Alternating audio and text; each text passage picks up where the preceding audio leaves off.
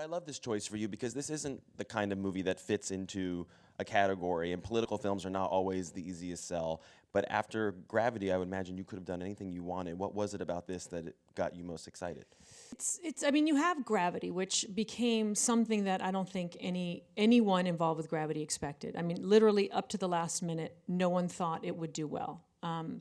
And you just never know. Sometimes you think something's going to be a huge success, but it was this otherworldly experience on so many levels, the making of it and then the end result. And when something is that big, you have to step back and just go away and just take it all in. I didn't want to not enjoy every moment of what that film gave me. And my life had become drastically different because I have this beautiful little boy, and I was like, I had this great experience. Now I'd like to have the experience of being a mom and just being present. And so when I started to look, I wanted to do something drastically different. You're given this blessing of Gravity and so many things that came with it. I felt I had a need and an opportunity to push an envelope somewhere while looking for great material, and I just wasn't reading it. And I wanted something to say something.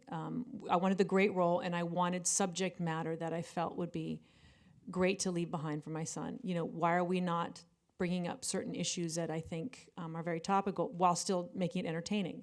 So tonally, I loved it because life is very messed up like that. There's no such thing as a day of mine without some embarrassment and some tragedy and some joy. And I felt like you got so many levels in this movie, and it landed on my desk at the time that I was needing something bigger. And I wanted to be responsible for bringing that to screen and giving myself a role opportunity that I wasn't getting. As wonderful as the opportunities are, they just weren't the things that I was like, the guys get to do it. I want to be able to do it too. Yeah. And given the fact that, as many of you probably know if you've heard any of the coverage of this film, given the fact that your character was originally written as a man, which is weird because you don't hear many guys named Jane. Just kidding. Well, but I'm joking. But so it was James. Oh, there you go. So why did the script end up on your desk in the first place? Was it for the Ann Dowd role? I mean, was it? No, we were purposefully looking at scripts that were out there that had great subject matter and fantastic characters that were written for men that we would then read and hopefully go back to the producers and beg for the opportunity to steal it away from a major movie star, George Clooney. So, but it was the only one that really resonated. There were some other comedy scripts that were fun, but nothing that really felt like I need to now spend my time on this, uproot my son, go somewhere else, and just dive into that. And I've heard you say also that you found that anything that's a female role, lead female role that's a comedy, the comedy is around her love life. And nothing else. It's all always around chasing the guy, and this is so different from that, which is exciting. Yeah, and the comedy isn't slapstick. It's like life. It's like you don't want to look at it. Someone is just she's doing things that are not great, and she's getting stuck between a rock and a hard place, as she should. And I want you to be able to laugh at her because there's so many people, as we know, in this climate that are behaving interestingly and truthfully, and it makes for good comedy.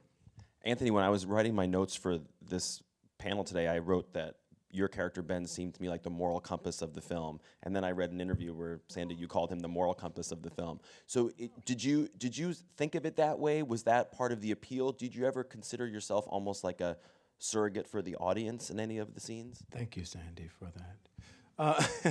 No, it was, when I read the script, it was interesting. I thought he was just a character with a lot of integrity and dignity. And I feel like you never get to see that in politics. I feel like every time you see that, a political figure, it's like, oh, he's a scumbucket, he's a swashbuckler, he's a bad guy. And there are actually people in politics who really care about how the politics affects the people of the world. And Ben kind of, I believe, was one of those guys. I love the idea of David Gordon Green as the director of this film. For those of you who aren't aware, he's done everything from like really beautiful, intimate character pieces like All the Real Girls and George Washington. And the classic Pineapple Express. And Pineapple Express. So it's such 4 an interesting... Academy Award nominations for Pineapple. Which categories? 4 Academy? Yeah. Really? Yeah. Not trying to brag. I'm going to ask you which categories later. Why did he stick out for you as a great choice for this? You know, we were looking for a director for a while, and we met with a bunch of people, and you know, as you see, this film is not an easy tone. It really, you have to be able to sort of dip into a bunch of different areas, and that's the thing. What you mentioned about David is he makes these beautiful. And if you haven't seen any of his smaller films, Snow Angels, and there's George Washington, Undertow.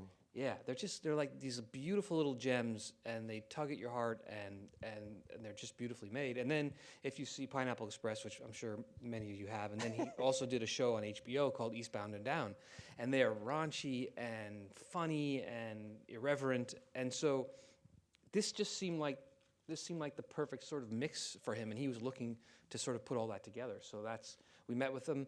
And Sandy and we fell in love with him. I had worked with him before. We had developed, oddly enough, a John Grisham piece. So that was odd for both of us, actually. And so I knew him a little bit. But when we got in the room, and then the other thing was that he knew New Orleans really well. And, you know, both of these guys, we could only shoot in New Orleans because... Go ahead, say it. well, because, you know, Sandy has a house there and Anthony has a house there, so... My son could go to school didn't there. have a I was choice, like, no. that I'll feel good about being on set if I know that he's. No, it was actually New Orleans is a great place to shoot because you get great rebate and it had all. And then there's the food. You know, if you get the chance to go for the food, it's good. So I want to take a step back and talk about changing the role again. So when Jane became Jane, you worked with Peter Strawn, who's a great writer who did Tinker Tailor Soldier Spy. What is involved besides going through and changing the name and adding some sexual tension between the Pat Candy role and the Jane role? What else switched up? You know, there wasn't much to switch because originally there was no, that dynamic didn't exist. You know, because it was Pat Candy and I forget the guy's name. Let's call him James. Mm-hmm. There was no tension there. I mean, there was tension, but it was different because it was professional tension. And this was professional tension, but clearly he used some history to really get at her. And that was really it. You don't want it changed. That's as a female. You know, I always beg. I go, I love this role as it is, and me stepping into it. Please don't change anything. Don't soften. Don't, make it cuter. Like you really strive for material that's this good, and then somehow you find it diluted along the way. But this never got diluted. It was just the specifics for the scene were adjusted. Like if we had to change a name or something for legal reasons, but that was it. Everything pretty much stayed the same, which is what I fell in love with in the first place. Boxers instead of panties, that kind of thing. Did doing this movie change the way any of the three of you not only view politics, but view your own public relations in the entertainment world? Because I think in a lot of ways there are some similarities. How is it? Well, politicians are great actors and performers. But no, it definitely changed the idea for me that we never get to see, like I remember in ninth grade when I found out the president had a speechwriter. And I was like, well, he's reading somebody else's words. Those aren't even his words. Like civics blew my mind. So, I remember that day specifically. And so this kind of just reaffirmed that for me, just the idea of,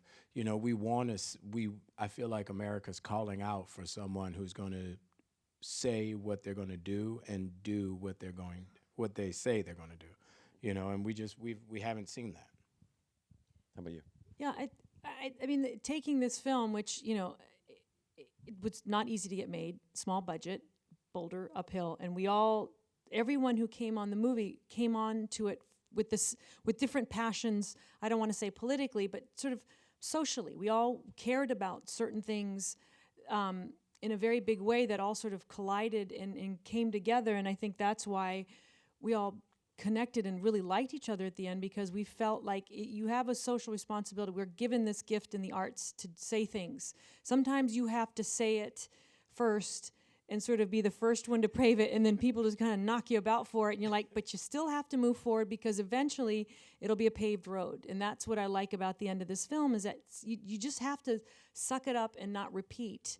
And that's what I think socially we're experiencing now, is that we're seeing the same cycle over and over again, and now the curtain's been pulled and we see it happen and we go, oh my God, this has been happening exactly the same way for how many years? It's now time for a fresh, honest voice that's not polished, that's not managed to, to a homogenized level. You just have to take the risk and be authentic. And I think that's what we all loved about this film, and I think that's what we all feel politically. I just don't like that word politically because it feels like a chess match. I want what's good for our country.